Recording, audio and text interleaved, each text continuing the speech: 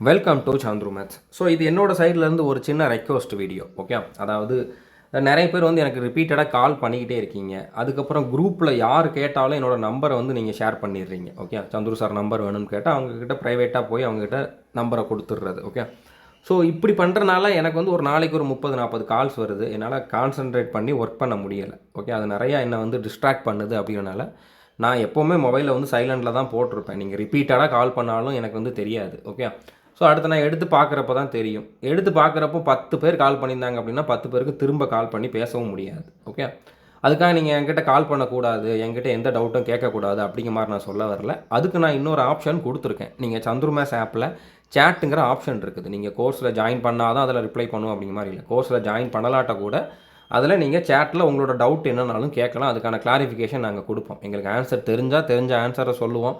தெரியலை அப்படின்னா எங்களுக்கு தெரியாது அப்படிங்கக்கூடிய அந்த ரிப்ளையுமே நாங்கள் சொல்லிடுவோம். ஓகே, அதுக்காக சேட்லேயுமே டெய்லி 10 கொஷின் அனுப்பிச்சு அதுக்கான ஆன்சர் கேட்டிங்க அப்படின்னா அந்த மாதிரி பண்ண மாட்டோம்.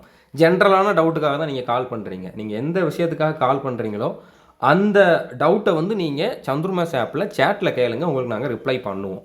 அதுக்கப்புறம் நான் ஒரு வீடியோ போடுறேன், நீங்கள் ஒரு எக்ஸாமுக்கு படிச்சுக்கிட்டு இருக்கீங்க, அந்த எக்ஸாம் ரிலேட்டடாக நான் ஒரு வீடியோ போடுறோம்னா வீடியோவை ஃபுல்லாக பாருங்கள்.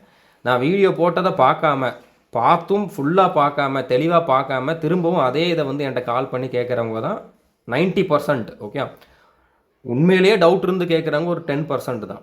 நான் வீடியோ போட்டதை பார்க்காம கால் பண்ணி பேசுகிறவங்க, பார்த்தும் அதை வந்து தெளிவாக பார்க்காம கால் பண்ணி பேசுகிறவங்க தான் வந்து 90% வந்து என்கிட்ட பேசிக்கிட்டு இருக்காங்க. ஓகே, ஸோ அதனாலே நான் வந்து அட்டன் பண்ணுறதில்ல. நான் கால் அட்டன் பண்ணலை அப்படிங்கிற மாதிரி யாரும் தப்பாக எடுத்துக்க வேண்டாம். உங்களுக்கு அல்டர்னேட் ஆப்ஷன் கொடுத்துருக்கேன், அதை நீங்கள் யூஸ் பண்ணிக்கோங்க. நான் கால் அட்டன் பண்ணி பேசினேன் அப்படின்னா என்னால் வந்து வேறு ஒர்க்கு எதுவுமே பண்ண முடியாது. என்னால் ஃபுல் கான்சன்ட்ரேஷனோட கிளாஸ் எடுக்க முடியாது, கண்டென்ட் ரெடி பண்ண முடியாது, என்னோடய பர்சனல் ஒர்க்கை வந்து பார்க்க முடியாது. அதனால் யாரும் தப்பாக எடுத்துக்காதீங்க. புரிஞ்சிருக்குன்னு நினைக்கிறேன். நீங்கள் சேட் ஆப்ஷனை யூஸ் பண்ணுங்கள். உங்களுக்கு நான் கிடைக்கிற டைமில் ரிப்ளை பண்ணுவேன். தேங்க்யூ.